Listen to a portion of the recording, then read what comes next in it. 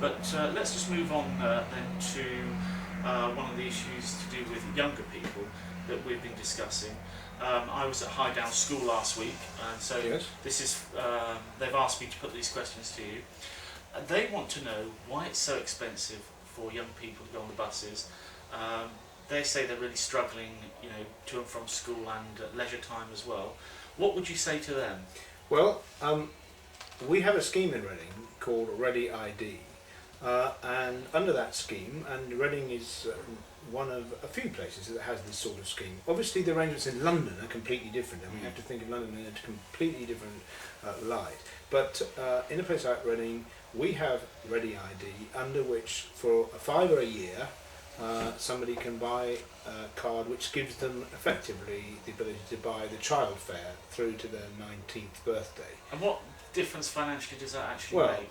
For example, a single ticket, which is £1.60 now for adults, sells at £1.10 as a child version, and that's carried through into a number of other tickets as well. So it's a very worthwhile benefit. It does mean that the individual has to have a Ready ID card and have them with them, because this is an area where it's very easy to get into fraud and people trying to take things that aren't theirs to have. So we need something, and I think it's reasonable to expect passengers who qualify for a discount to be able to prove that they do qualify for it. But maybe Ready ID isn't well enough understood and well enough promoted, and that's a message that I will take back to our marketing team to see what we can do to make sure that people who should be using it are using it. And obviously one of the key places where you can make a difference with your marketing is going into those sixth forms to help them understand what the advantage of buying one of these cards are. I mean, obviously you can't help people that lose their cards, because how do you work? You don't make them pay again if they. No, but there is a fee. There is an administration fee. What is obviously it? There's some work. What that is? I'm afraid I don't know off the top of my head, but clearly, if we have to issue a new card, we have to go through the process of that. And there is another issue, is that people occasionally will lose cards and they get recirculated and used by somebody else, and that obviously isn't. But you're hoping that this idea will form part of a sort of Oyster-style system in the future anyway, so that you won't have to have two different systems. Our existing ticket machine system, which in its day, in 1999, when it was introduced, was very, very forward and included smart cards, is now ready for replacement. And so that gives us an opportunity to re-specify and to look to use modern technology to allow people to buy things that are appropriate to them in a way that doesn't involve a lot of bits of paper and cards and things which are easily lost and a bit inefficient in a way. Yeah. Well, there's two other quick things. The Senior View passengers have been very concerned about their service, and if you could make some comments on that so that they know exactly what your thoughts are, and then we'll move on to the 112. What I said to you when we were talking about this earlier on is that throughout England outside, and Wales and Scotland outside London, there is a recognised process for dealing with bus routes where there are not enough passengers to pay the costs of operation.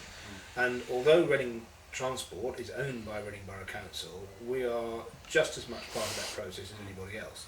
And so what we have done at the moment has been to advise the Borough Council and of course the users that the service to Kingsmeadow, to Tesco's, is not commercially viable, and that therefore we need to stop running it as a commercial operation. As I've said to one or two people who've written to me directly, that isn't necessarily the end of the story at all, because the next process then is that the Borough Council is empowered by the 1985 Transport Act to take a view as to the social desirability of the service, and indeed they have asked us to, they have recognised this situation, and they have asked us to provide a price for actually continuing the service. And you've also done that for the number 9 Sunday service as well? That's right, the same process applies there. These are routes where there are people using them, and for those people these services are very important, but there aren't enough seats being filled to pay the direct cost of operating them. And we would be derelict, really, if we were saying to the rest of our bus users, you're going to have to pay more fares to support journeys which don't directly cover their costs. So there's a process for this, we're following it.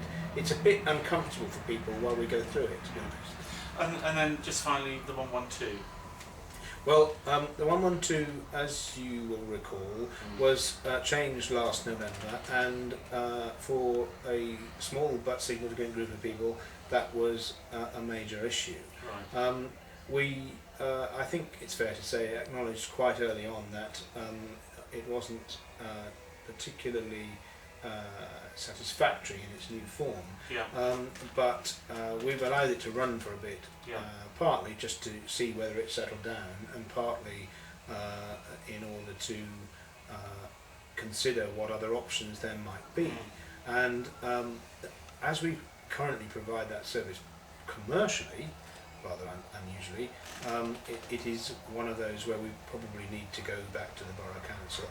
And my own view is that a more appropriate approach is something that's more bespoke to those particular users, rather than a sort of one-size-fits-all type bus service. Which I mean, I like the idea with sort of the Ready Bus idea that you were suggesting when we met, I think earlier this year. It was indeed, and I mean it would still, that still needs investigation. But that's only if obviously we can't maintain a service. Well, exactly, and the issue is going to be as to whether by changing the route, maybe even reverting the route to what it was before November, we could improve the situation. But either way, the 112 clearly doesn't cover its own operating costs, and we probably will need to address that before too long. Okay, James. Right. Well, you've heard. Thank you very much for that. You've heard it direct from James Freeman, the Chief Executive of Reading Buses. Now, if you've seen or heard anything on this video that you'd like to contact me about, if you look at the website, there is a way of contacting me. You can email me, you can ring my office, and so forth, or you can write to me. So please do, if there's anything you want to tell me about anything you've heard from James, and obviously I can get back in touch with James. Of course, you can write directly to James if you want, and I'm sure he's had, as we know, a lot of letters about the consultation period. So that's it for now. I'm off to my next appointment, and I think we're going to have some more video from